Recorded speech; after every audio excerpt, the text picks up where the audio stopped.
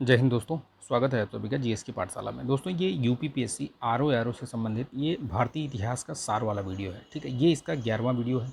इससे पहले मैंने 10 वीडियो ऑलरेडी अपलोडेड है चैनल पर, आप देख लीजिए उसको। आपने नहीं देखा है तो देख लीजिए, क्रम वाइज देखेंगे तो बहुत बेहतरीन तरीके से समझ में आएगा।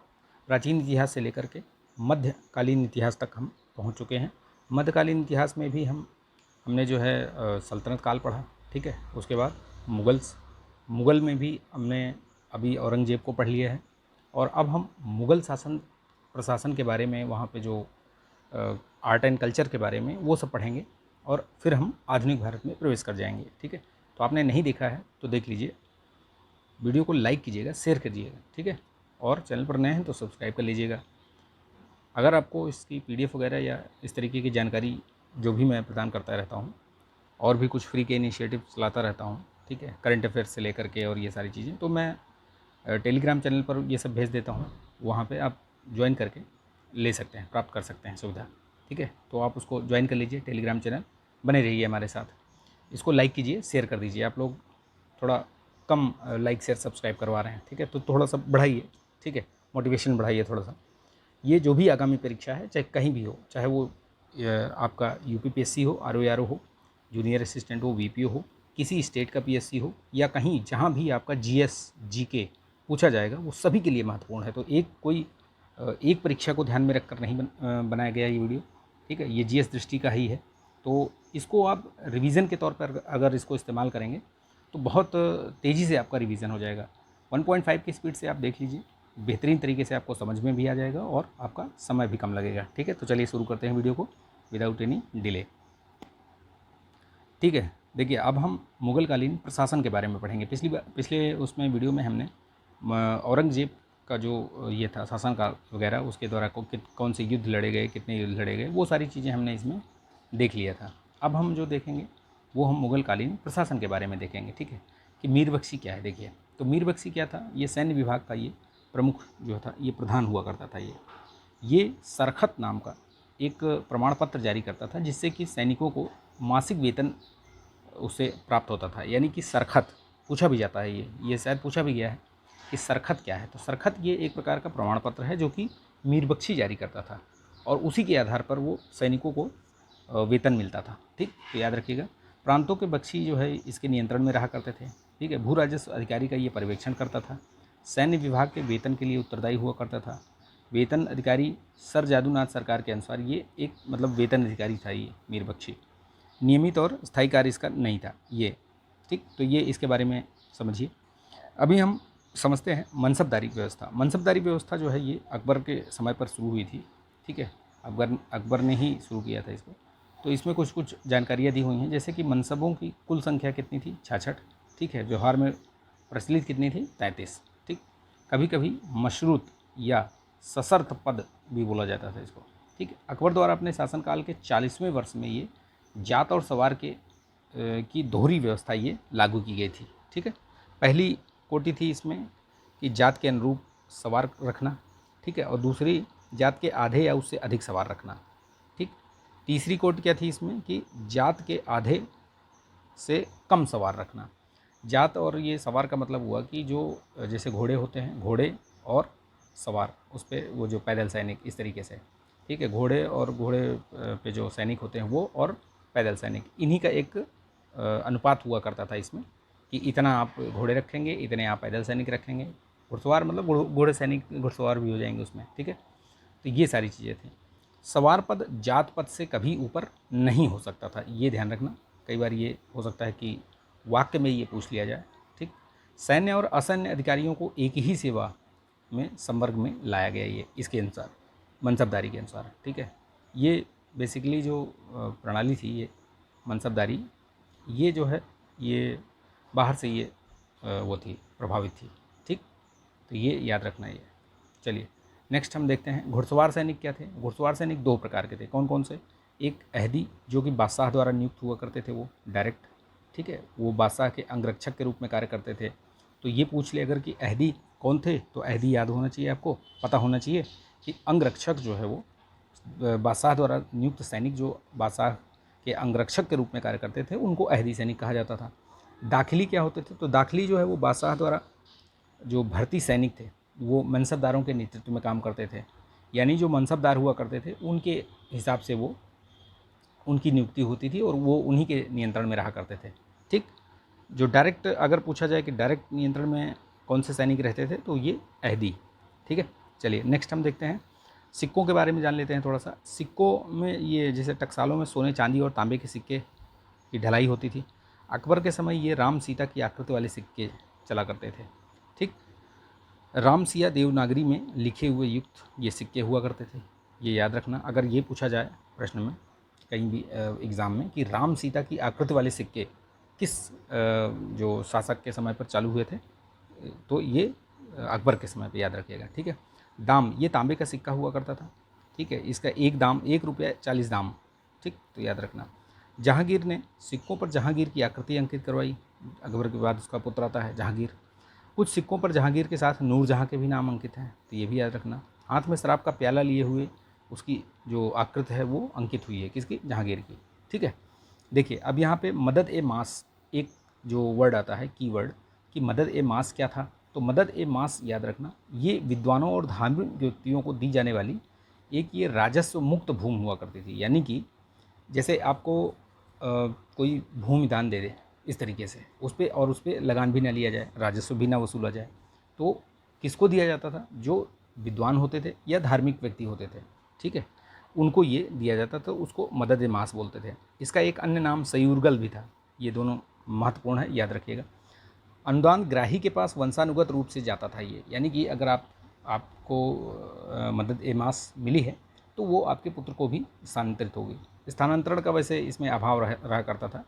ठीक है, ये सद्र दान दी जाने वाली समस्त भूमि का ये निरीक्षण करता था। ये सद्र उस सुदूर बोलते थे उसको। ठीक है, जो अधिकारी हुआ करता था सद्र सुदूर। ठीक, ये ध्यान रखना। चलिए नेक्स्ट हम देखते हैं मुगल कालीन संगीत और स्थापत्य वगैरह के बारे में, आर्ट एंड कल्चर के बारे में हम थोड़ा सा देख लेते हैं। ठीक है, संगीत में अगर देखा जाए तो अकबर जो है वो, अकबर के बारे में अगर देखें तो उसके पास जो है वो अकबर के भी उसमें नवरत्न हुआ करते थे। ठीक है, एक तरीके से वो नवरत्न ही थे। ठीक है, जिसमें कि बीरबल और ये सब तानसेन, ये विभिन्न लोग थे ये इसमें।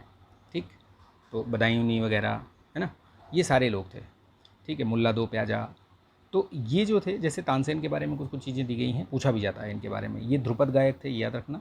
प्रसिद्ध संगीतज्ञ थे ये। इनका मूल नाम पूछा गया है, ये रामतनु पांडे। ठीक, तो मूल नाम इनका नाम याद रखिएगा, मूल नाम इनका रामतनु पांडे था। अकबर के नवरत्नों में से एक थे ये। ठीक, मैंने बताया आपको।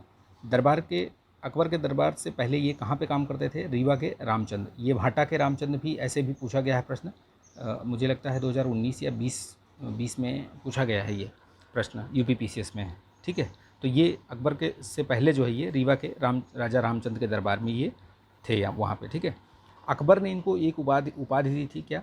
कंठाभरण, जो कंठाभरण वाणी विलास, ये उपाधि किसने दी थी? अकबर ने। ठीक, अब औरंगजेब की बात करें तो औरंगजेब जो है वो इस्लाम विरोधी पर पाबंदी लगाता था, यानी कि जो संगीत था उस पर उसने पाबंदी लगा दी थी। हालांकि कुछ इतिहासकार ये भी बताते थे कि वो संगीत का प्रेमी था। कई जगह पे उसके सितार के साथ उसकी जो वो बनाई गई है, वो सितार का अच्छा एक वादक भी था। ठीक है, स्वयं एक कुशल वीणा वादक, ये जगह वीणा वादक था ये। फिर उसके बाद मोहम्मद शाह रंगीला आता है, जो कि ख्याल गायन में ये काफ़ी लोकप्रिय रहा है। ठीक, तो ये याद रखना, ये चीज़ है मेन चीज़। चित्रकला के बारे में हम देख लेते हैं थोड़ा सा।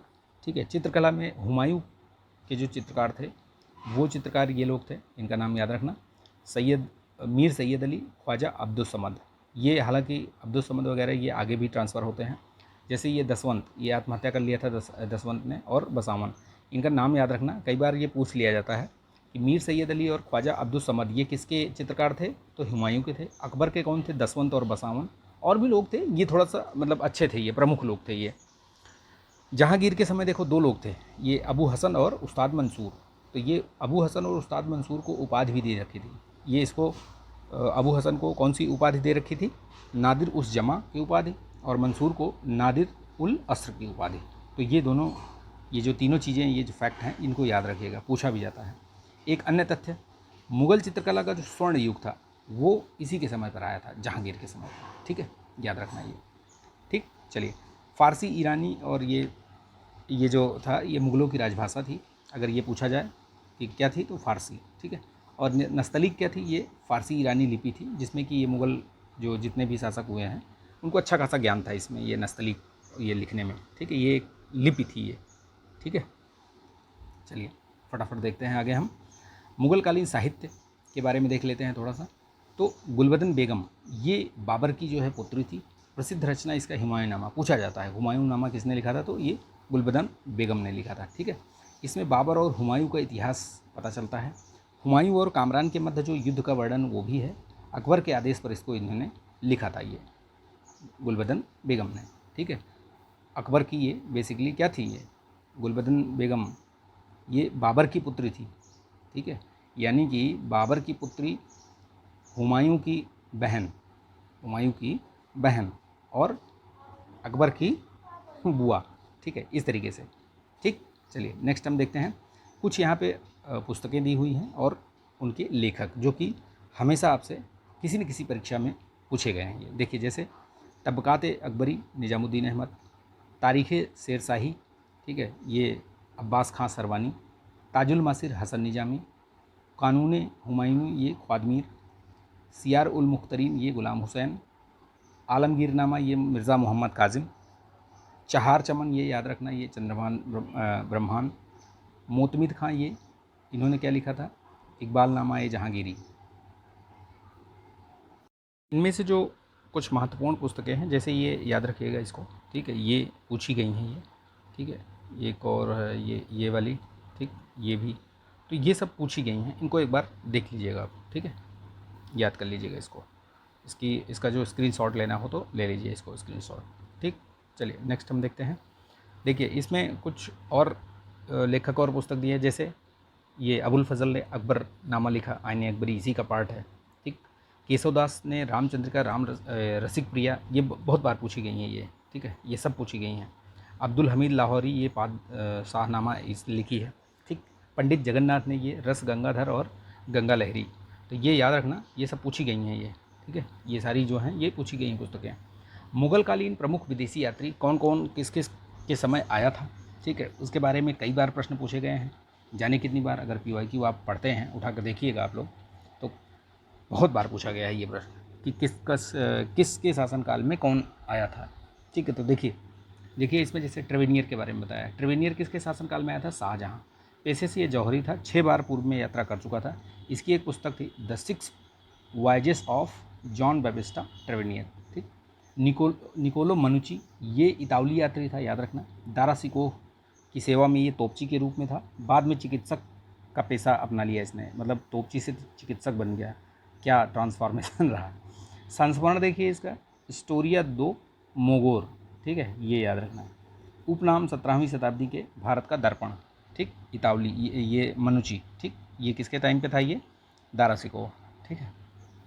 चलिए ये रॉल्फ फिंच और मनुची, हॉकिंस, सर थॉमस रो, ये सब जो हैं ये किसके समय पे आए थे, कब आए थे, ये देखिए। जैसे 1583 से 86 के बीच में रहा, मनुची 53 से 1708 के बीच रहा, ठीक।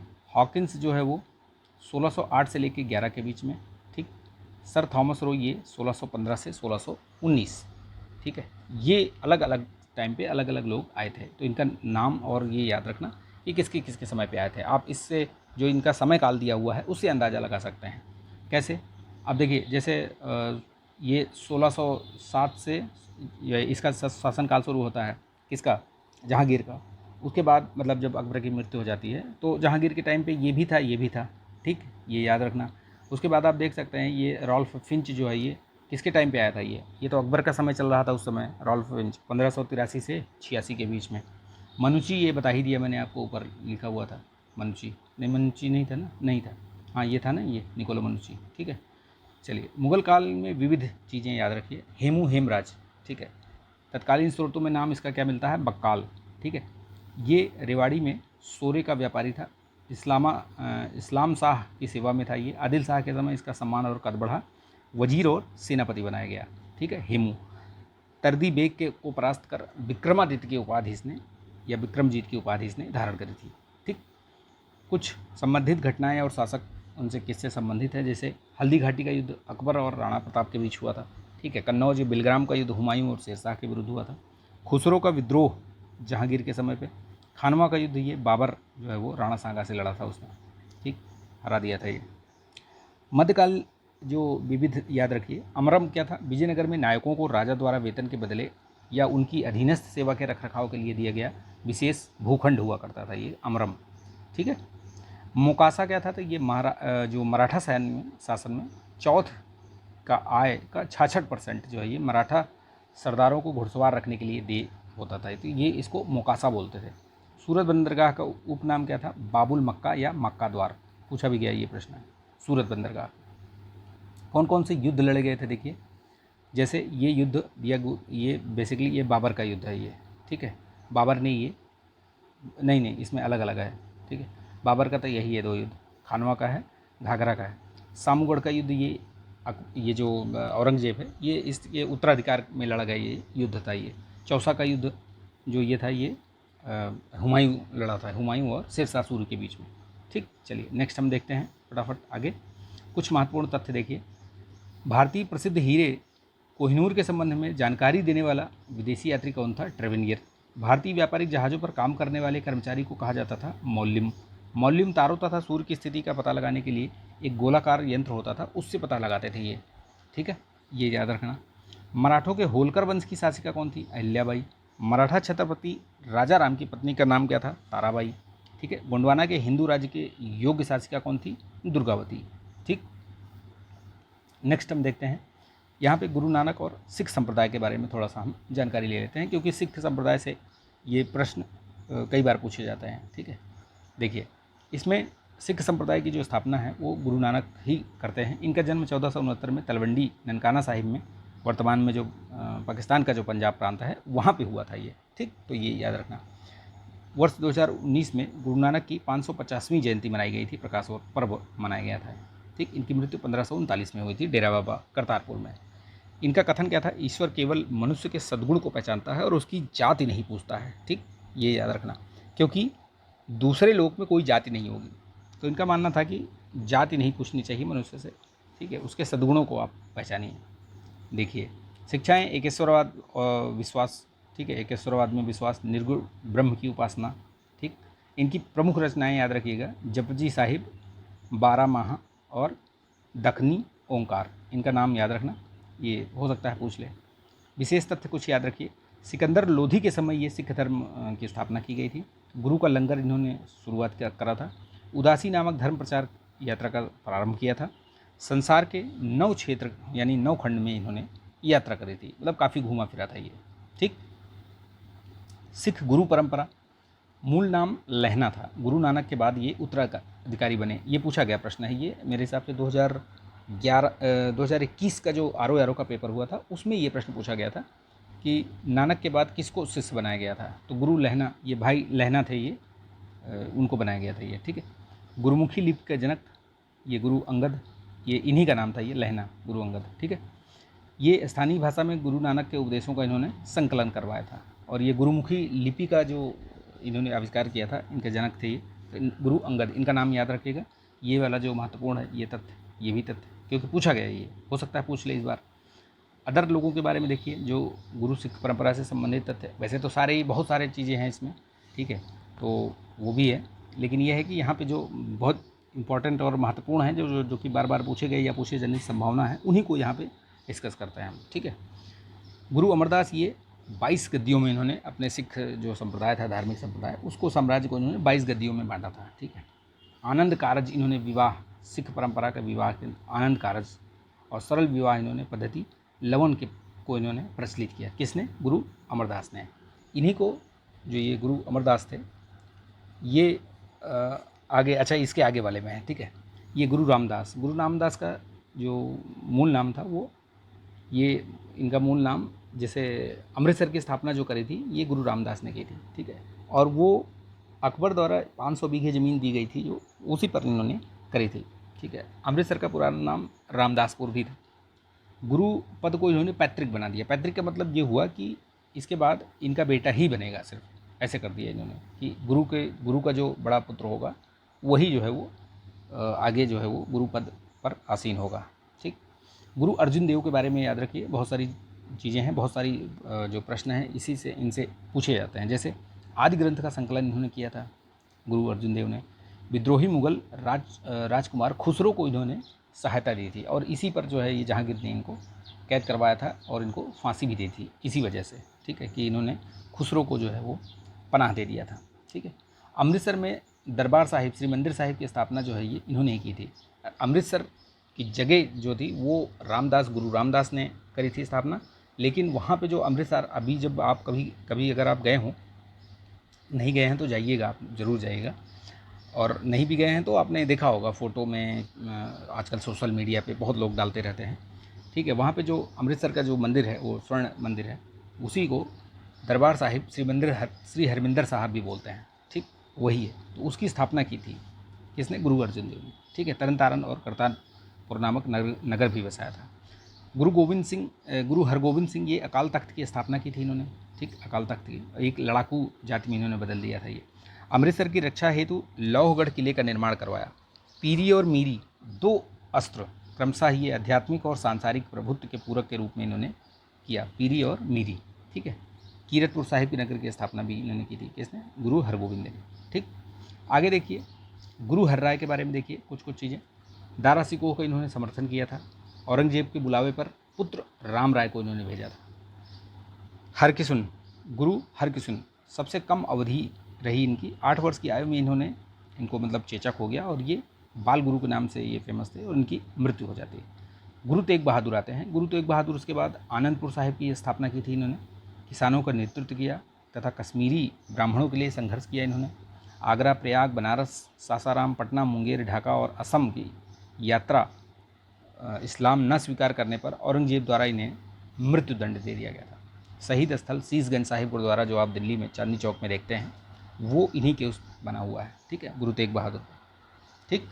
चलिए आगे बढ़ते हैं, फटाफट देखते हैं। देखिए गुरु गोविंद सिंह जो कि सिखों के अंतिम गुरु माने जाते हैं, इसके बाद इन्होंने गुरु ग्रंथ साहिब को ही एक तरीके से गुरु का वो दे दिया, मतलब कि उसको वही सब कुछ सर्वमान्य वही हो जाएगा। गुरु ग्रंथ साहिब बहुत ही पवित्र जो है वो ग्रंथ है, ठीक। 13 अप्रैल 1699 को बैसाखी के दिन आनंदपुर साहिब में खालसा की स्थापना की। तो खालसा पंथ अगर पूछा जाए तो गुरु गोविंद सिंह, ठीक। पाहुल, धर्माचार पाहुल का प्रवर्तन किया इन्होंने। नाम के साथ सिंह तथा कौर लगाने का ये प्रारंभ शुरू किया इन्होंने। पंच ककार, इन्होंने कहा कि आप कड़ा पहनिए, कृपाण पहनिए, कंघा रखिए, केस रखिए और कच्छा का प्रयोग कीजिए। तो पंच, ये जो है पंच ककार जो है ये गुरु गोविंद सिंह ने ही किया था, ठीक। इनकी रचनाएं जफरनामा, विचित्र नाटक और चंडी दी वार, तो ये याद रखना, हो सकता है पूछ ले। बहादुर शाह प्रथम से संधि और एक बड़ा मनसब प्राप्त किया इन्होंने। उनके साथ ही दक्षिण अभियान पर भी गए थे ये, ठीक है, बहादुर शाह प्रथम। ये सब अब औरंगजेब के बाद की बातें हैं, ठीक। निर्मल की स्थापना की। सिख शिक्षकों को दी जाने वाली ये पदवी थी ये निर्मल, ठीक है। नांदेड़ महाराष्ट्र में एक अफगान सरदार ने इनकी हत्या कर दी थी, ठीक है। चलिए अब आते हैं मराठा संघ के बारे में बात कर लेते हैं थोड़ा सा, क्योंकि मराठा संघ से भी प्रश्न पूछे जाते हैं, ठीक।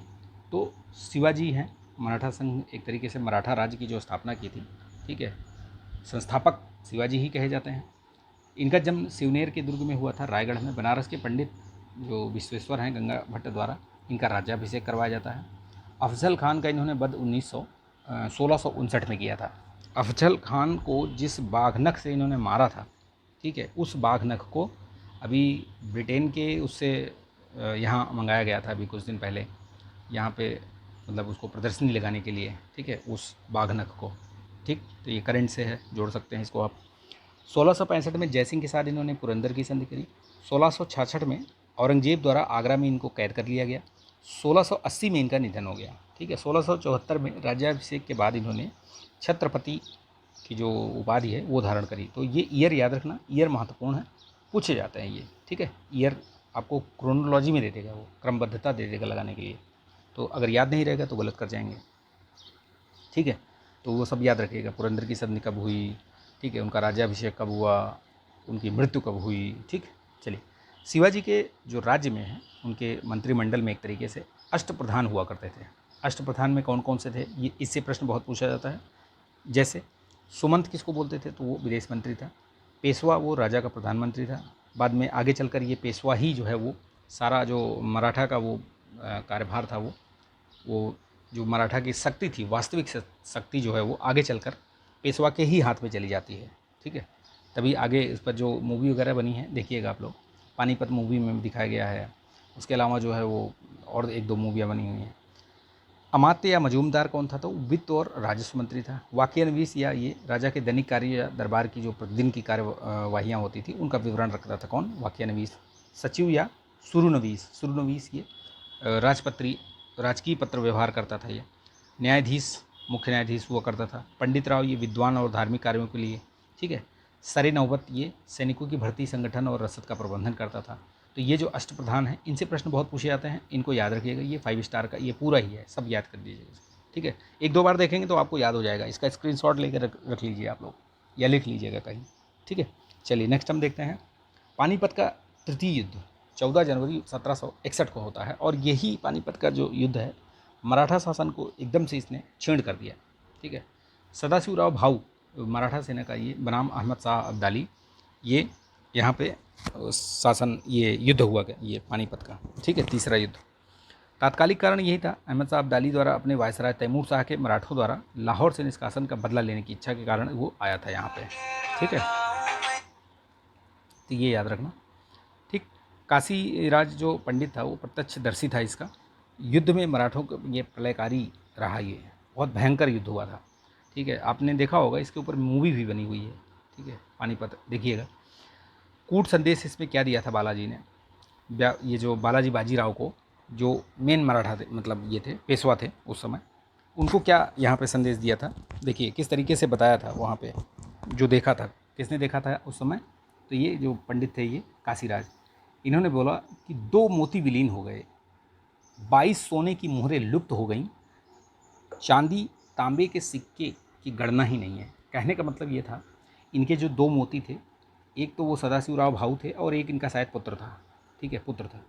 दूसरे जो ये 22 सोने की मोहरें लुप्त हो गई, ये जो थे इनके जो प्रमुख जो सेनापति या जो मंत्री या इस तरीके के लोग थे, मतलब बढ़िया जो योद्धा थे वो, और चांदी और तांबे के सिक्के, यानी कि जो जो सैनिक थे इनके, उनकी तो कोई गणना ही नहीं है। इस तरीके से इन्होंने बताया था। अब शुरू होता है मुग़ल काल, उत्तर मुग़ल काल, सॉरी। उत्तर मुग़ल काल में क्या है कि जब औरंगज़ेब की मृत्यु हो जाती है 1707 में, उसके बाद उसके जो पुत्र होते हैं उनके बीच उत्तराधिकार की एक तरीके से जंग छिड़ जाती है। मैं बनूंगा राजा, मैं बनूंगा राजा, इस तरीके से। ठीक है, तो उसमें कौन पहले बनता है, कौन बाद में बनता है, किस तरीके से बनता है, कौन उनको राजा बनाता है, किंग मेकर की भूमिका भी निभाई जाती है उसमें सैयद ये बंधुओं द्वारा। ठीक है, तो ये देखिएगा, अभी आपको ये सारी चीज़ें इसमें पता चलेंगी। देखिए, बहादुर शाह प्रथम जो है ये पहले ये बनता है, उसके बाद जब ये ख़त्म होता है, ये औरंगजेब जी की मृत्यु होती है, उसके बाद ये बहादुर शाह प्रथम बनता है। इसका नाम जो है, अन्य नाम शाह आलम या मूल नाम जो था मोजम था। ठीक है, इसका शासनकाल था 707 से लेकर 712 तक। साहेब बेखबर इसको बोलते थे। खफ़ी खां जो है इसको साहेब बेखबर बोलता था। ठीक है, ये महत्वपूर्ण है, याद रखना ये। ठीक, फिर आता है जहादार शाह। जहादार शाह ये बनता है 1212 से 13, यानी एक ही साल के अंदर ही इसको मतलब नितांत ही अयोग्य ये शासक था। जुल्फ़िकार खान की सहायता से गद्दी प्राप्त करता है, लेकिन फ़र्रुखसियर ने इसको परास्त कर दिया और इसकी हत्या कर दी 1713 में। तो ये जहांदार शाह भी निपट गए। फिर आता है फ़र्रुखसियर, जिसे कि घृणित कायर भी कहा जाता था। जहांदार शाह ये इसको बोलते थे लंपट मूर्ख। ठीक है, लंपट मूर्ख। ठीक है, और ये घृणित कायर इसको बोलते थे, घृणित कायर। ठीक है, तो ये जो उपाधियां हैं ये याद रखना। तो आगे देखिए, फ़र्रुखसियर ने क्या करा कि 1717 में एक फरमान जारी किया, अंग्रेज़ों को 3000 रुपए वार्षिक कर देने के बदले बंगाल में बिना अतिरिक्त चुंगी के ये दिए गए व्यापार कर के अधिकार की पुष्टि कर दी। यही वजह था जो कि अंग्रेज़ों को बंगाल में अपना मतलब एक तरीके से जो जड़ें हैं वो जमाने के लिए ये एक मुख्य कारण था ये। ठीक, फिर उसके बाद आता है फ़र्रुखसियर के बाद मोहम्मद शाह रंगीला, इसको बोलते थे मोहम्मद शाह रंगीला। ये 1719 से 1748 तक, ये काफ़ी लंबे समय तक शासन रहा इसका। हालांकि ये भी अयोग्य ही था। इसने ज़्यादातर टाइम जो है वो विलासिता में बिताया। ठीक है, सिर्फ नाच गाना और इस तरीके के कार्यक्रमों में हिस्सा लेना, और इस वजह से अगर ये चाहता तो इस जितना लंबा समय इसको मिला था, अगर ये चाहता तो इस समय उत्तर मुगलकालीन या मुगलकालीन जो शासन था, जो व्यवस्था थी, उसको सुदृढ़ कर सकता था, मजबूत कर सकता था। हालांकि छोड़िए, चलिए कोई बात नहीं। ये मयूर सिंहासन पर बैठने वाला अंतिम मुगल शासन था, ये शासक था मोहम्मद शाह, याद रखना। ठीक, नादिर शाह आता है और उसी समय ये इसका ये सारा चीज़ ये सब छीन वीन के ले जाता है। ठीक है, रंगीला के नाम से ये प्रसिद्ध था। हिजड़ों तथा महिलाओं के एक वर्ग का इसके शासन में प्रभुत्व था। फिर आता है शाह आलम द्वितीय। ठीक, शाह आलम द्वितीय जो बक्सर के समय पर युद्ध होता है 1764 में, उस समय इसका शासनकाल हुआ था। ठीक, इसका जो वास्तविक नाम अलीगौर था। दिल्ली पर अंग्रेज़ों का अधिकार हो गया इसी के समय पर। ठीक है, सबसे पहले जो बात हुई तो इसी को वो बनाया गया था। सबसे पहले जो पेंशन दी गई थी शाह आलम द्वितीय को ही दी गई थी एक तरीके से। ठीक है, इसके साथ जब बक्सर का युद्ध होता है और ये जब हार जाते हैं सब, तो इसके साथ इलाहाबाद की संधि होती है, उसी में ये सारी चीज़ें बताई जाती हैं जो भी है, पेंशन वगैरह। फिर उसके बाद आता है ये बहादुर शाह जफ़र या द्वितीय। ठीक है, 1737 से 1837 से ये 57 तक, यानी जो 1857 की जो क्रांति होती है उसमें ये प्रमुख एक मतलब थे ये, तो इनका नाम उससे जुड़ा हुआ है। ईस्ट इंडिया कंपनी की ओर से प्रतिमाह 1 लाख रुपए इनको पेंशन दी जाती थी और ये 1862 में इनकी रंगून में मृत्यु हो जाती है। इनको बेसिकली जब 1857 की जो क्रांति होती है उसमें इनको बना दिया जाता है कि दिल्ली का बादशाह घोषित कर दिया जाता है। ठीक है, उसके बाद जब आंदोलन या जो क्रांति है उसको दबा दिया जाता है अंग्रेज़ों से, तो अंग्रेज़ जो है उसी समय उसी क्रांति के दौरान ही अंग्रेज़ ने इनके जितने भी पुत्र थे, बहादुर शाह जफ़र के जो इनके वंशज थे, पुत्र थे, जितने भी इनके बेटे सबको मार दिया था एकदम, मतलब मौत के घाट उतार दिया था एक तरीके से। और इनको और इनकी एक पुत्री थी, उसको जो है ये रंगून में इन्होंने भेज दिया था, मतलब जाओ वहाँ पे जेल कर दिया है, और 1862 में उनकी मृत्यु हो गई। ठीक है, कुछ महत्वपूर्ण तथ्य देखिए। साहू के प्रतिनिधि के रूप में 1689 में 1700 तक मराठों का नेतृत्व किसने किया था? राजा राम ने। औरंगजेब की मृत्यु के समय मराठा का नेतृत्व किसके पास था? ताराबाई के पास था। बालाजी विश्वनाथ का पेशवा पद पर कार्यकाल कब से कब तक रहा? तो ये 1313 से 1320 तक, ये बालाजी विश्वनाथ। ठीक, 1720 में साहू ने पेशवा किसे नियुक्त किया? बाजीराव प्रथम को नियुक्त किया था। ठीक है, पेशवा का पैतृक पद कब बना था? तो ये बालाजी बाजीराव के समय ये पेशवा का पैतृक पद बन गया। संगोला की संधि कब हुई थी? 1750 में। संवैधानिक क्रांति द्वारा शक्ति छत्रपति के हाथ से पेशवा के हाथ में यहीं से चली गई पूरी। ठीक है, संगोला की संधि। मराठा संगठन का वास्तविक नेता अब पेशवा बन गया, यानी जो शिवाजी के और इनके जो छत्रपति के जो वंशज थे वो अब फिर यहाँ से संगोला की संधि हुई, उसके बाद से फिर यहाँ से सब समाप्त हो गया। ठीक है, कुछ विविध तथ्य जान लीजिए मुगल काल में। क्या, जैसे तुलसीदास जी थे उस समय।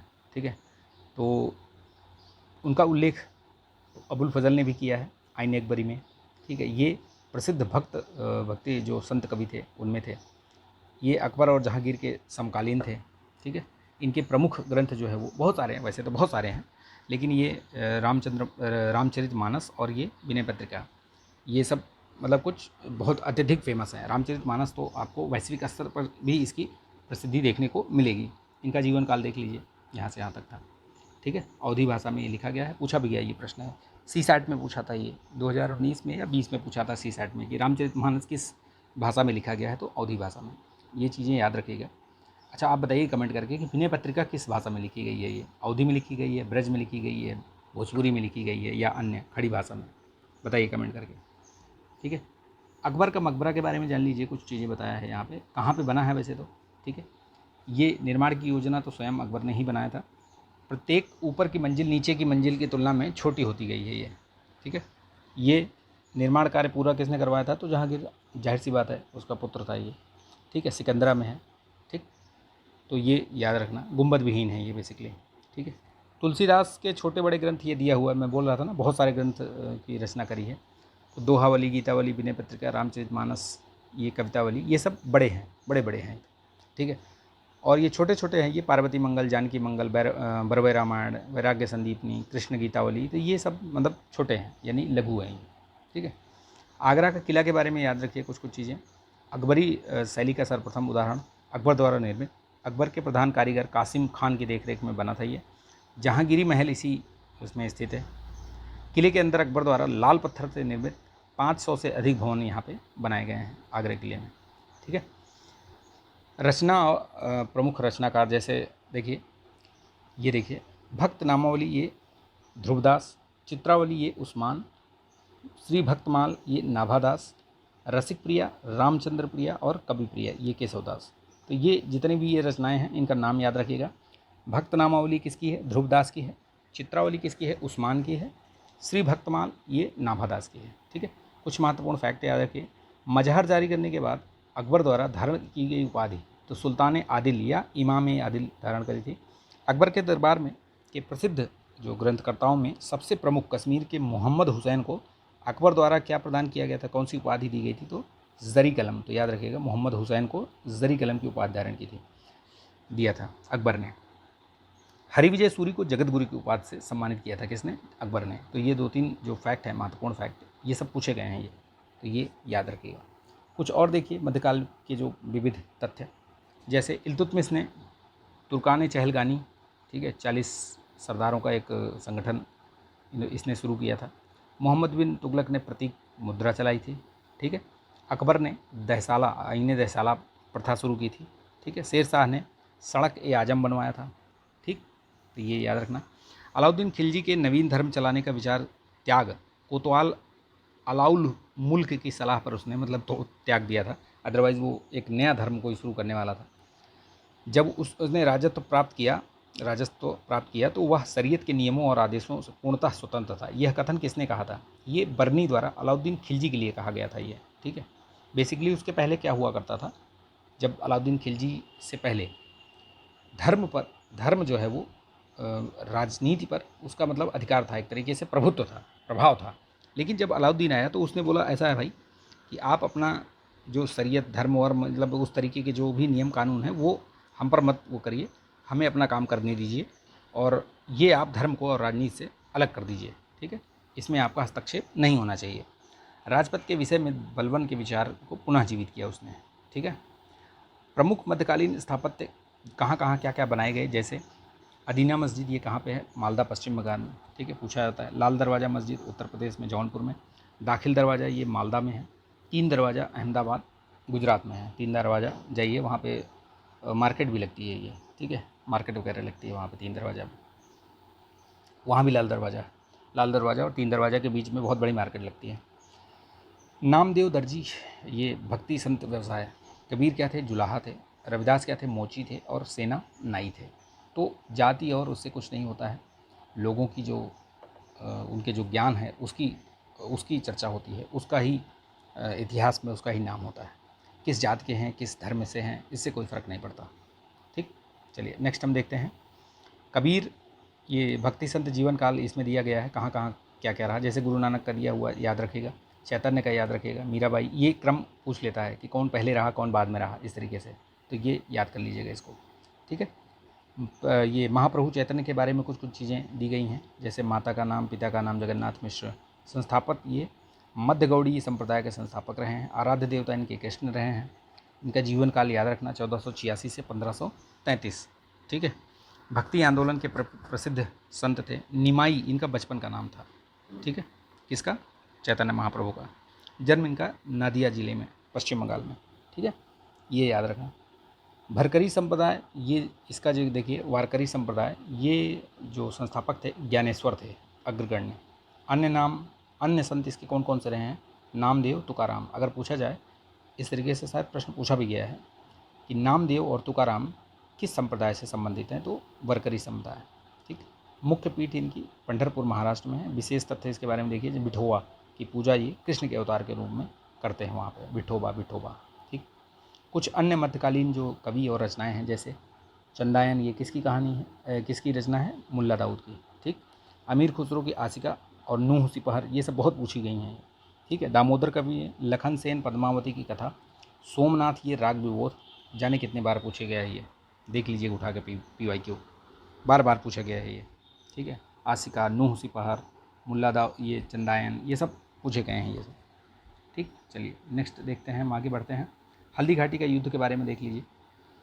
ये 1576 में हुआ था। अकबर और महाराणा प्रताप के बीच में हुआ था। ठीक है। ये ध्यान रखिएगा। बेसिकली जो लड़ाई हुई थी, अगर मैदान की बात करें तो राजा मान सिंह थे, ठीक है, और आसफ़ खान इनकी तरफ से लड़ रहे थे, राजा मान सिंह किसकी तरफ से, अकबर की तरफ से, ठीक है। हकीम खान सूर ये महाराणा प्रताप की सेना के, अच्छा ये थे हकीम खान सूर थे ये, ठीक। परिणाम क्या हुआ, तो वही हुआ परिणाम, महाराणा प्रताप इसमें पराजित होते हैं, ठीक। उत्तराधिकार का युद्ध इसमें याद रखिएगा, ये पूछा जाता है। धर्मत का युद्ध कब हुआ था, 15 अप्रैल 1658 का, ठीक है। औरंगजेब का नाम दारा शिकोह, ठीक। सामूगढ़ का ये भी होता है, लेकिन धर्मत के बाद होता है, ये 1658 में ही। दारा शिकोह बनाम औरंगजेब, ठीक। मुराद की संयुक्त सेना के बीच होता है इसमें। पुरंदर की संधि होती है किसके किसके बीच, ये राजा जयसिंह और शिवाजी के बीच, हमने पढ़ा था अभी। बीजापुर 1686 में जीतता है, ये गोलकुंडा 1687 में, ये औरंगजेब ने जीता था ये सब, ठीक है। औरंगजेब के काल में मुगल सेना में सर्वाधिक हिंदू सेनापति थे, ठीक है, ये ध्यान रखना। 1686 में बीजापुर और 1687 में ये, ठीक है, ठीक है। तो ये याद रखिएगा, ये डेट याद रखिएगा, इसको इसलिए बता रहा हूँ कि ये पूछा गया है ये प्रश्न, ठीक, ये याद रखिएगा इनका।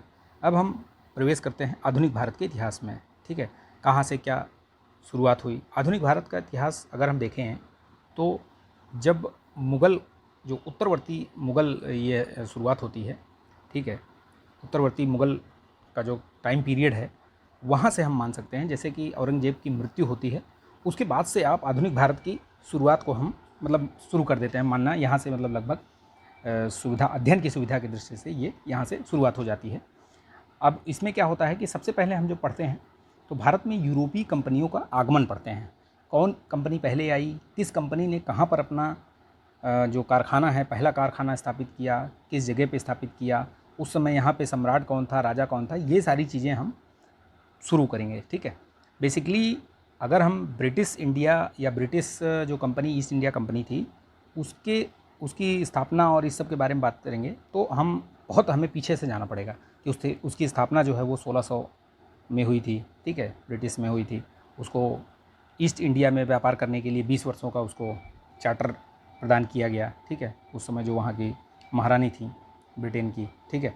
तो ये सारी चीज़ें हम इसमें पढ़ेंगे। आगे भी कौन कौन से गवर्नर आए, कौन कौन सी युद्ध हुए, कौन कौन से देसी रियासतें बनी, क्या हुआ, कैसे हुआ, वो सारी चीज़ें हम इसमें पढ़ेंगे, ठीक है। फटाफट पढ़ते हैं। देखिए, सबसे पहले अगर बात किया जाए तो पुर्तगाली लोग जो है वो जो आए, वो भारत की तरफ आए, तो वो सबसे पहले आए तो पुर्तगाली लोग आए। कैसे आए, देखिए, सबसे पहले देखिए 1498 में वास्को डी गामा भारत के लिए नए समुद्र मार्ग की इसने खोज की।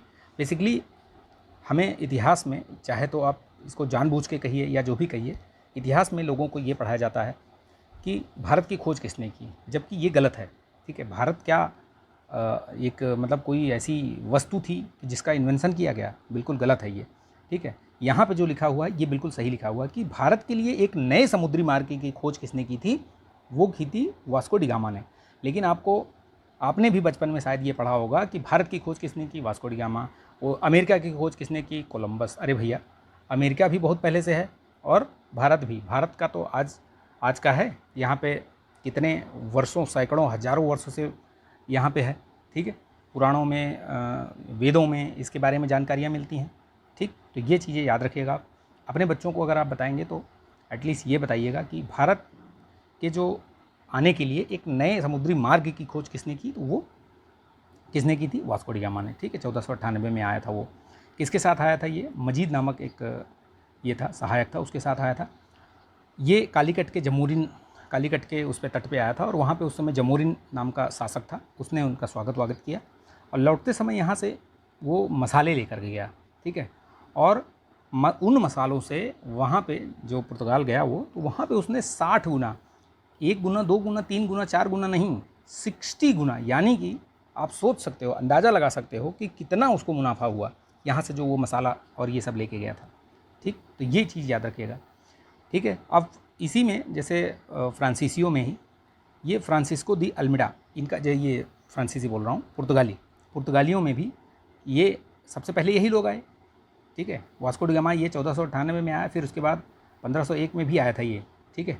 उसके बाद फिर लगातार उधर से आने शुरू हो गए, ठीक है, व्यापारीगण, क्योंकि ये वहाँ ले जाकर बेचा ना इसने 60 गुना मुनाफा कमाया, तो लोगों को लगा यार इसमें तो बड़ा फ़ायदा है, तो चलो भाई चलो, सब लोग चलो, इस तरीके से।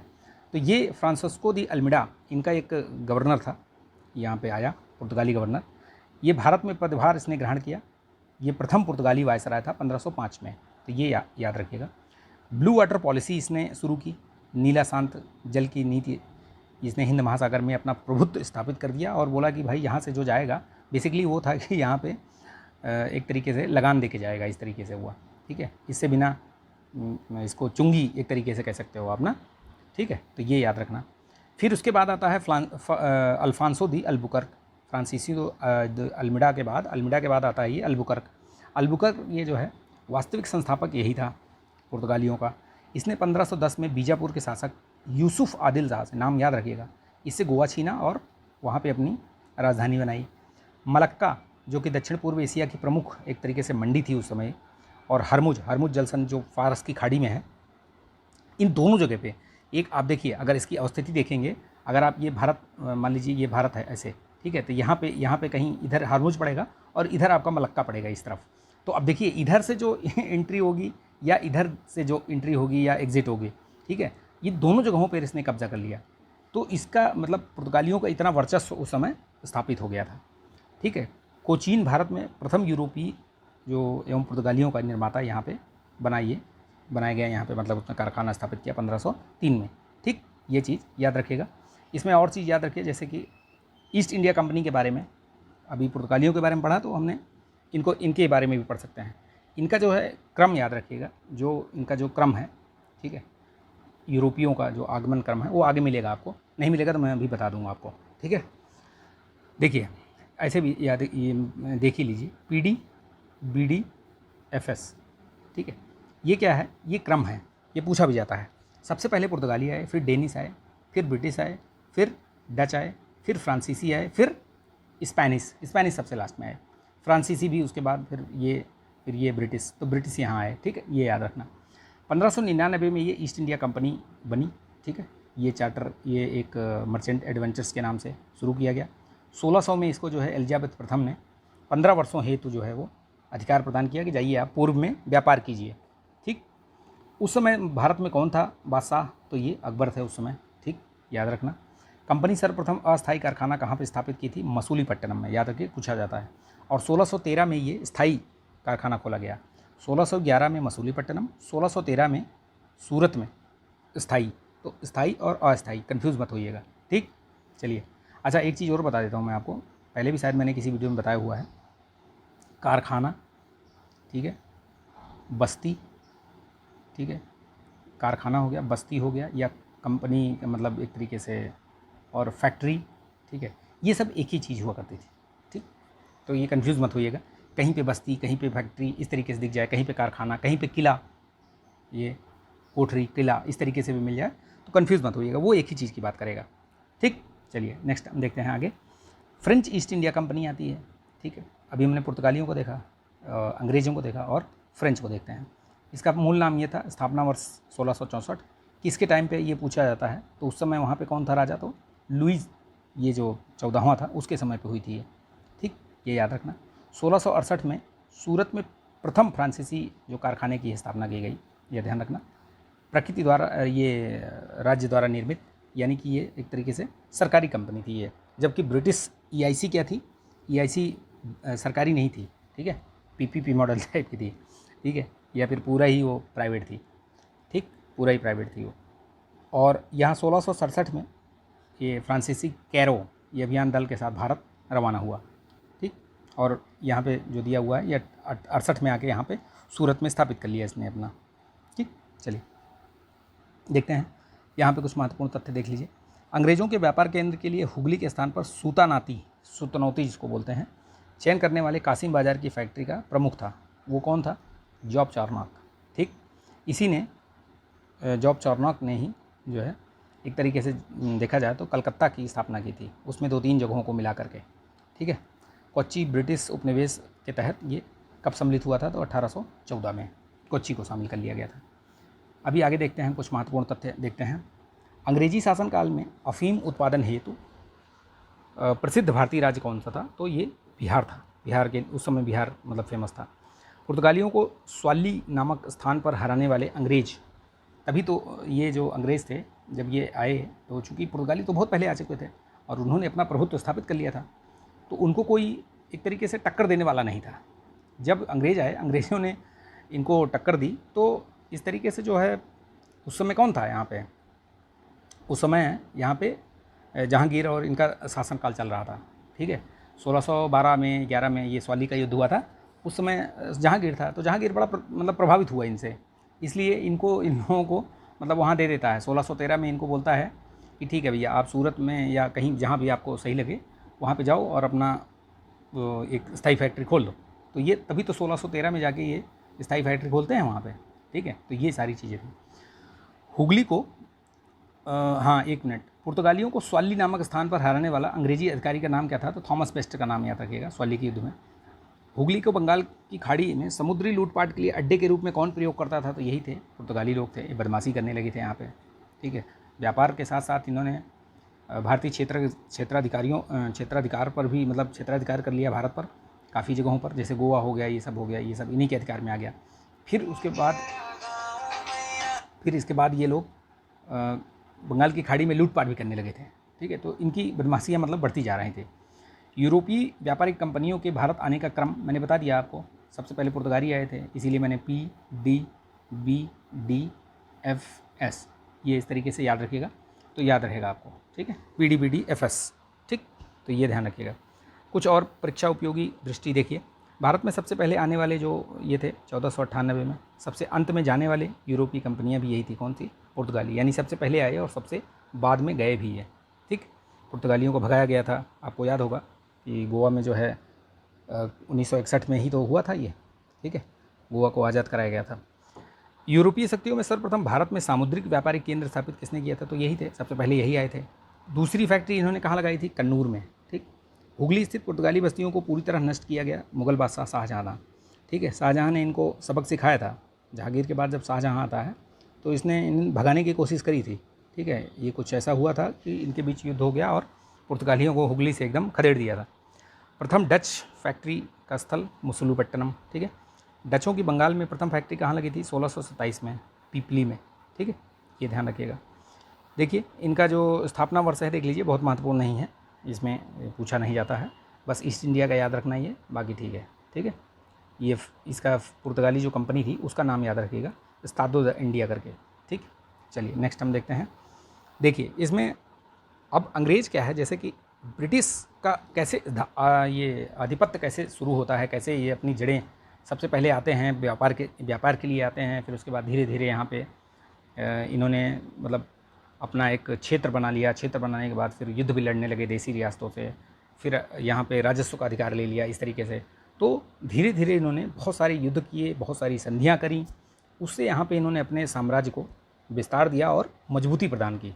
ठीक है, तो देखिए उन्हीं सब के बारे में ये बताया गया है। सबसे पहले जब यहाँ पे युद्ध होता है, कौन सा? 1757 में जब इसका युद्ध होता है।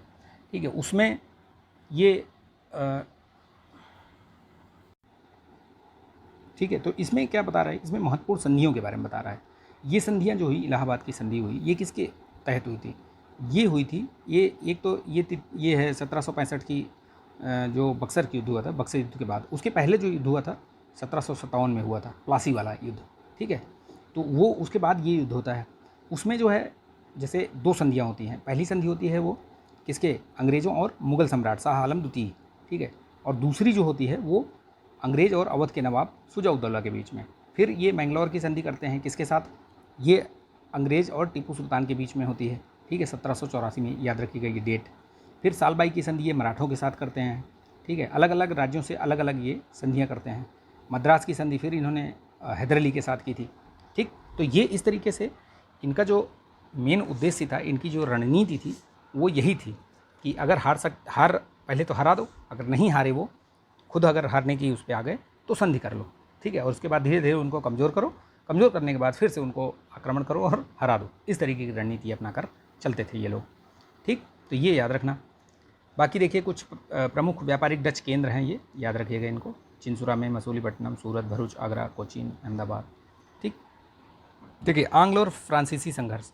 देखिए यहाँ पे भारत में जब ब्रिटिश और ये यूरोपीय कंपनियां जब आईं तो देखिए एक तरफ तो देसी रियासतें थीं, ठीक है, एक तरफ ये यहाँ के जो ये थे मुग़ल बादशाह, ठीक है, वो एक तरफ जो थे यहाँ के जो यूरोपीय कंपनियां थीं, और ये थे एक तरफ थे ये ईस्ट इंडिया कंपनी, ठीक। तो इन ऐसे ये चारों लोगों में ये सारे जो संघर्ष हैं वो चलते रहे। इनमें भी सबसे जो अहम संघर्ष रहा वो फ्रांसीसियों के उसके लिए था, क्योंकि फ्रांसीसी जो है वो यूरोप में भी फ्रांसीसियों और ब्रिटेन के बीच में मतलब एक तरीके से टग ऑफ वॉर वहाँ भी चल रहा था। उसी का ये जो परिणाम है यहाँ भी देखने को मिलता था। फ्रांसीसी जो है यूरोप में भी लड़ रहे थे, 87 युद्ध इन लोगों के बीच में चला, 7-7 साल तक युद्ध चला, ठीक है। तो इस तरीके से युद्ध चलते थे वहाँ पे भी। तो उसके बारे में कुछ चीज़ें बताई गई हैं कि आंग्ल और फ्रांसीसी संघर्ष, कर्नाटक का प्रथम युद्ध होता है 46 से 48 के बीच में। कारण क्या रहता है इसमें, ये देखिए बता दिया है इसमें कि कैप्टन जो बर्नेट थे उनके नेतृत्व में अंग्रेजी सेना द्वारा कुछ फ्रांसीसी जहाज़ों पर अधिकार कर लिया जाता है। ऑस्ट्रिया का उत्तराधिकार युद्ध का उसी का ही ये विस्तार था। और जैसे यहाँ पे वो करता है ये फ्रांसीसी जहाज़ों पर जैसे ही अधिकार करता है ये बर्नेट, वैसे ही शुरू हो जाता है युद्ध। एक्स ला सापेल की युद्ध ये होती है पहली जो युद्ध संधि होती है वहाँ पे। ऑस्ट्रिया वाला उत्तराधिकार जब खत्म होता है तो यहाँ भी युद्ध समाप्त हो जाता है। वांडीवास का युद्ध होता है। वांडीवास के युद्ध में एक तरीके से इनका पूरा ही सफाया कर दिया जाता है 1760 में, ठीक। तो ये याद रखना। यहाँ से फिर उसके बाद ये लोग मतलब अपने आप को सीमित कर लेते हैं ये फ्रांसीसी लोग। आयरकूट ने अंग्रेजी सेना का नेतृत्व किया था और काउंट डी लाली ने फ्रांसीसी सेना का नेतृत्व किया था, और विजेता इसमें मैंने जैसा कि बताया आपको कि अंग्रेजी थे, ठीक है। देखिए इसमें कुछ महत्वपूर्ण अवधि दी गई हैं, जैसे कौन कौन कब रहा, ये सब याद रखिएगा, ठीक है। पुर्तगालियों में फैक्ट्री स्थापित करने की अनुमति सबसे पहले यहाँ पे सदगांव, फिर चटगांव में, ठीक है। ये नीनो दे कुन्हा ये 29 से 38 तक रहा, ठीक। फ्रांसिस्को दी अल्मीडा बता दिया मैंने, 1505 में आया था सबसे पहले, ठीक है। ये 1961 में ये फिर यहाँ से भारतीयों का पलायन हुआ था, गोवा को आज़ाद कराया गया था, ठीक। तो ये याद रखना। चलिए नेक्स्ट देखते हैं। वैवाहिक संधियाँ भी देखिए, पुर्तगाली लोग क्या थे, यहाँ पे आके उन्होंने मतलब एक तरीके से यहाँ पे जैसे होता है ना कि अपने वर्चस्व को स्थापित करने के लिए, अपने साम्राज्य का विस्तार करने के लिए यहाँ के जो लोकल वो थे महिलाएं थीं या जो यहाँ पे लोकल लोग थे उनसे शादियाँ वादियाँ भी करने लगे ये लोग, ठीक है। तो ये इस तरीके से करते थे। ये तो हालांकि ये अलग चीज़ है, ये तो अलग चीज़ है कि ये वैवाहिक संधि हुई थी। चार्ल्स द्वितीय और कैथरीन राजकुमारी, ये पुर्तगाली राजकुमारी थी। इसी विवाह के तहत इसे में दहेज के रूप में मुंबई को दहेज के रूप में दिया गया था। देखिए देख रहे हैं आप, मतलब क्षेत्र किसी का और दिया जा रहा है किसी को, मतलब अधिकार भी किसी का था और दिया जा रहा है तीसरे को, इस तरीके से। तो ये सारी चीज़ें हुई थी, ठीक है। और 10 पाउंड वार्षिक किराए पर, कितने के 10 पाउंड कितना होता था, बहुत कम, मतलब उस समय ज़्यादा तो था ही लेकिन उनके लिए तो बहुत कम था, इस तरीके से, ठीक। अब देखिए इसमें कुछ विविध तथ्य देख लीजिए। इसमें दिया गया है कि रणजीत सिंह ने तोप और गोला बारूद बनाने के लिए कारखाने कहाँ कहाँ स्थापित किए थे, तो लाहौर और अमृतसर में। आमेर के सवाई जयसिंह ने यूक्लिड के रेखागणित के तत्वों के अनुवाद करवाया था संस्कृत भाषा में, तो किसने करवाया था ये भी याद रखना, आमेर के सवाई जयसिंह ने। श्रृंगेरी मंदिर में शारदा देवी की मूर्ति निर्माण ये कौन कराया था, धन देने वाला कौन सा मुस्लिम, ये टीपू सुल्तान, ये ध्यान रखना, ठीक है। यहाँ देखते हैं लॉर्ड हेस्टिंग ने पेशवाई को समाप्त किया था कब, 1818 में। द पॉइनियर समाचार पत्र का प्रारंभ 1865 में। इलाहाबाद जो वर्तमान प्रयागराज से किया था ये जॉर्ज एलेन ने किया था ये, ठीक है, जॉर्ज एलेन ने। 1878 में देसी भाषा जो वर्नाकुलर प्रेस एक्ट आया था, लॉर्ड लिटन, ठीक है, ये उसके समय पे आया था। उसके डर से मतलब उससे बचने के लिए रातों रात अंग्रेजी में भाषा रूपांतरित की गई पत्रिका कौन सी थी, ये अमृत बाजार पत्रिका। ये रातों रात बदल लिया अपने आप को उसने, ठीक है, बोला हम इंग्लिश में हो जाएंगे सीधे सीधे तो बच जाएंगे। अब देखिए कुछ विविध में ये है, देखिए राजसी उपाधि अधिनियम 1876 में आया था, ब्रिटिश संसद द्वारा पारित किया गया था। महारानी विक्टोरिया को भारत की यहाँ पे साम्राज्ञी घोषित कर दिया गया था, ठीक है, ये ध्यान रखना, ठीक। महारानी विक्टोरिया भारत की साम्राज्ञी बन गई हैं उस तरीके 1877 में, ठीक है। विधवा पुनर्विवाह अधिनियम आया था, कौन कौन था इसमें शामिल, कैसे कैसे, तो देखिए डलहौजी के समय पे आया था ये अधिनियम, तिथि ये है। तत्कालीन गवर्नर ये लॉर्ड कैनिंग थे। बेसिकली इसका जो ये नियम था 15 ये, इसमें जो है ये विधवा विवाह को वैध बनाया गया और इससे जो उत्पन्न संतान होगी वो भी वैध होगी, ठीक है। तो ये चीज़ें इस समय की गई थी, विधवा पुनर्विवाह अधिनियम, ठीक। बंगाल के नवाब और ब्रिटिश ईस्ट इंडिया, सबसे पहले बात यह है कि जब ये लोग आते हैं तो बंगाल में ही इन्होंने अपना एक तरीके से वहाँ पे स्थापित किया, क्योंकि बंगाल एक मतलब अत्यंत उपजाऊ क्षेत्र था और समृद्ध क्षेत्र था वो। आज भी देखिए वहाँ की जो कल्चरल और इकोनॉमिक, अब तो चूँकि चाहे आप पॉलिटिक्स कहिए या कुछ भी कहिए, वहाँ पे सांप्रदायिकता, ये सारी चीज़ें बहुत ज़्यादा हो गई हैं, ठीक है। जो संपन्नता ब्रिटिश काल में बंगाल की थी, वो उतनी ही वो यहाँ पे विपन्नता, संपन्नता का जो विलोम है वो विपन्नता है, वो अब आपको इसके बाद से देखने को मिलती है। उसके कई कारण हो सकते हैं, ठीक है। उसके जो है सामाजिक, आर्थिक, राजनीतिक कई कारण हो सकते हैं, ठीक है। उस पर नहीं जाएंगे, लेकिन बता रहा हूँ कि जब अंग्रेज़ों ने देखा कि यार ये बंगाल ऐसा क्षेत्र है जो कि उसकी जो अवस्थिति है, भौगोलिक अवस्थिति है, वो भी बेहतरीन है, उपजाऊ क्षेत्र है, मतलब काफ़ी समृद्ध है, तो इसी वजह से वहाँ पे उन्होंने सबसे पहले अधिकार करने की कोशिश करी वहाँ पे, ठीक है। तो वही बताया गया है यहाँ पे, बंगाल के नवाब जो हैं कैसे था, क्या था वो। तो ये औरंगजेब जब था उसी समय मुर्शीद कुली खान था, बंगाल का दीवान बनाया गया, ठीक। और 1717 में ही इसे बंगाल का सूबेदार बना दिया गया। तो यानी कि अगर इस तरीके से बोला जाए तो मुर्शीद कुली खान ही था पहला वहाँ का जो क्या था, मतलब एक तरीके से पहला एक तरीके से वहाँ का नवाब था, ठीक, मुर्शीद कुली खान। उसी के बारे में यहाँ पे बताया गया है। देखिए 1717 में ये फरखुस सियर द्वारा बंगाल का सूबेदार नियुक्त किया गया। 1700 में तो था जब ये था औरंगजेब था, तो उस समय इसको दीवान बनाया गया था, लेकिन फरखुस सियर के समय इसको बोला भाई तुम सूबेदार बन जाओ, पूरे सूबे के मालिक बन जाओ, ठीक है। बंगाल उस समय एक सूबा हुआ करता था, ठीक। मुगल सम्राट द्वारा इसे स्वतंत्र रूप से बंगाल के रूप में नियुक्त अंतिम गवर्नर था ये बेसिकली, ठीक है। उसके बाद फिर वहाँ पे वो एक तरीके से पदानुक्रम वो चलता रहा, ठीक है। बंगाल का दीवान औरंगजेब की मृत्यु के समय था, ये बताया ना मैंने कि उसी के समय।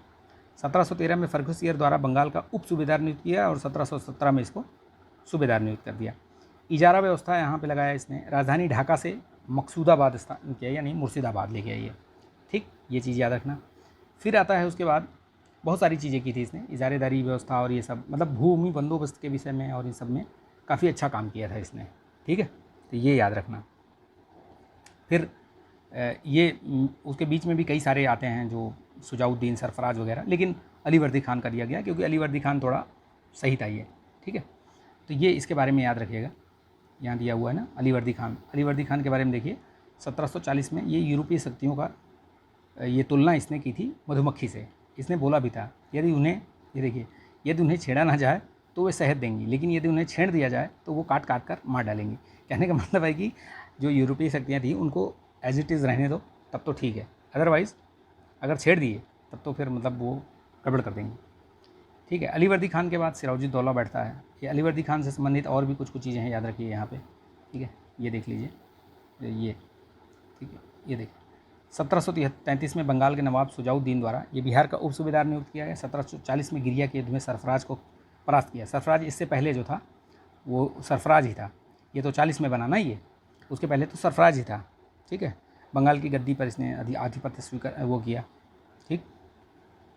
फिर विशेष तथ्य क्या बता रहा है कि मुगल बादशाह मोहम्मद शाह के से धन के बदले इसने पुष्टि प्राप्त, मतलब कहने का है कि उस समय जो है अगर मुग़ल बादशाह की बात की जाए तो ये था मोहम्मद शाह, और इसने जाके पैसे दे दिए, पैसे खूब सारे भेज दिए और वहाँ से मतलब एक तरीके से पुष्टि पत्र ले लिया, यानी कि हाँ ठीक है भाई तुम राज करो।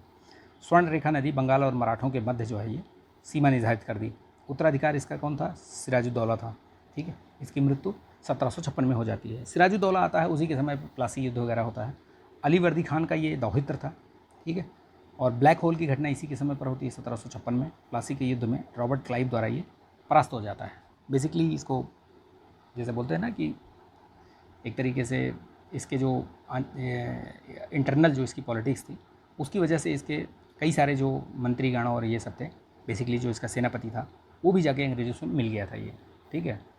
तो इस तरीके से विश्वासघात का ये शिकार हो गया।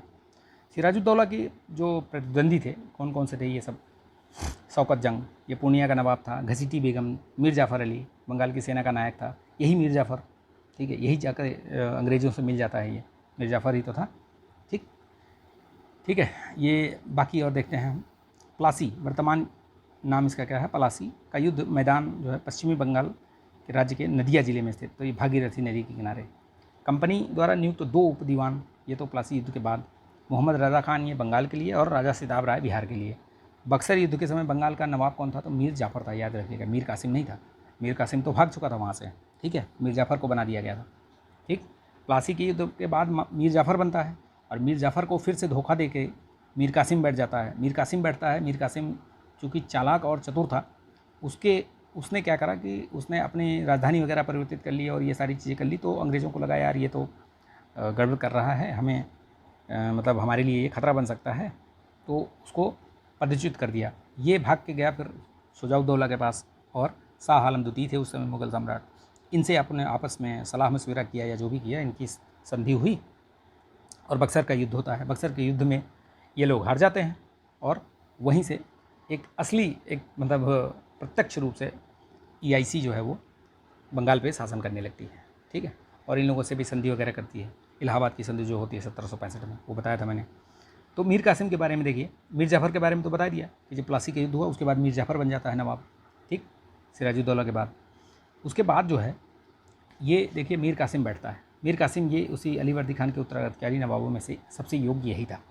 राजधानी इसने मुर्शिदाबाद से मुंगेर ले आया, ये बिहार में। मुंगेर में ये तोप और ये तोड़दार बंदूकें बनाने का एक व्यवस्था करी इसने, ठीक है। बक्सर युद्ध से ये परास्त हो गया, बता दिया मैंने आपको। सेना का संगठन इसने यूरोपीय पद्धति पे किया और यही सब वजह से ये अंग्रेज़ों के उसमें खटकने लगा। ये एक तरीके से उन्होंने सोचा कि यार अब तो गड़बड़ हो जाएगा, ठीक। शाह आलम द्वितीय के बारे में मैं पहले भी बता चुका हूँ। इलाहाबाद की दूसरी संधि के बाद ये घटनाक्रम शाह आलम द्वितीय अंग्रेजी संरक्षण में आ गया। पहली बार इसी को पेंशन दी गई, ठीक है। अवध के नवाब द्वारा छोड़े गए इलाहाबाद यानी प्रयागराज और कड़ा के क्षेत्र में ये इसको दे दिया, बोला यहीं पर राज करो तुम, ठीक है। 12 अगस्त 1765 का फरमान ये जारी कर दिया इन्होंने। बोला ठीक है भैया, तुम बंगाल बिहार ले लो, इसका उड़ीसा तीनों की दीवानी ले लो, दे दिया इन्होंने शाह आलम ने। कंपनी द्वारा सम्राट को 26 लाख रुपए जो है ये पेंशन जो है इसको प्रदान की गई, ठीक। तो ये महत्वपूर्ण फैक्ट है, याद रखना, ठीक। चलिए नेक्स्ट देखते हैं रॉबर्ट क्लाइव। रॉबर्ट क्लाइव कौन था बेसिकली? तो ये जननेता सैनिक के रूप में भारतवर्ष में ब्रिटिश साम्राज्य का ये संस्थापक था। इसी के नेतृत्व में प्लासी का युद्ध लड़ा जाता है। सिराजुद्दौला को इसने हराया था, ठीक। भारत में ब्रिटिश प्रभुत्व की नींव रखी। बंगाल का गवर्नर ये 2 बार रहा, 1757 से 60 तक, फिर 65 से 67 तक। इलाहाबाद की संधि इसी के समय हुई थी, यानी कि आ गया था ये।